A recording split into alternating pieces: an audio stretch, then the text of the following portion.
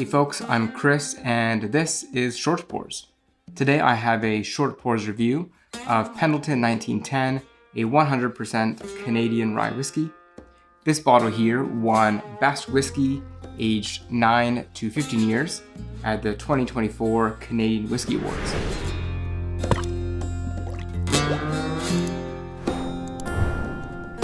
Pendleton whiskey is truthfully a little confusing to me. It is a Canadian whiskey, distilled in Canada, but imported and bottled in Hood River, Oregon. As a brand, Pendleton positions themselves on a heritage rooted in the small town and community of Pendleton, which has a history of rodeos, the Pendleton Roundup. The name 1910 pays homage to the first ever year of the Pendleton Roundup, one of the oldest rodeos in the West. With that in mind, I'm a sucker for rodeos and I love them. So unsurprisingly, I love this bottle. The embossed design really lives up to their heritage with the Sheridan style florals, the bucking bronco on the front, as well as on that top label there. Really nice. I love the bottle. Pendleton 1910 is oak barrel aged for a minimum of 12 years. We're looking at 40% here, so let's give it a pour. Color-wise, it has a really nice copper color, maybe a bit of a darker burnished copper. Really nice and rich.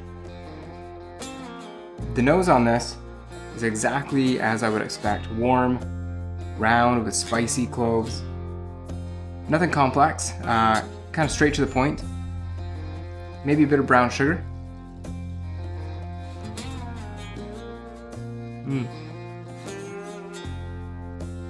Even though it is 100% rye, it's not as spicy as I was expecting. The texture is a little thin, but you definitely get that rye spice as expected. Maybe it's a cowboy branding, but it has me thinking I'm almost getting some tobacco and charred oak. It definitely has that classic rye spice as well. After the initial rye kick, I get some sweeter notes, maybe caramel, a little bit of maple. Despite how peppery it is, it finishes really smooth with a little bit of sweet cherry. Really nice. Some final thoughts here. This rye whiskey is like discovering a dusty path that leads to a waterfall. It's curious and surprising all at the same time. Rye's not for everyone. It can be spicy and overpowering.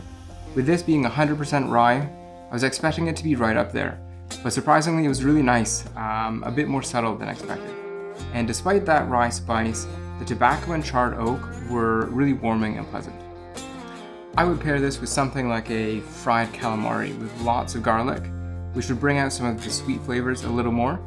Here in Canada, where I live, this bottle goes for $55 a bottle, which is $10 more than Reifel Rye. For the extra 10, I think it's worth it, but take a look at my score in the notes as well. Let me know your thoughts. How do you think this stacks up against Reifel Rye or anything else in the same price range?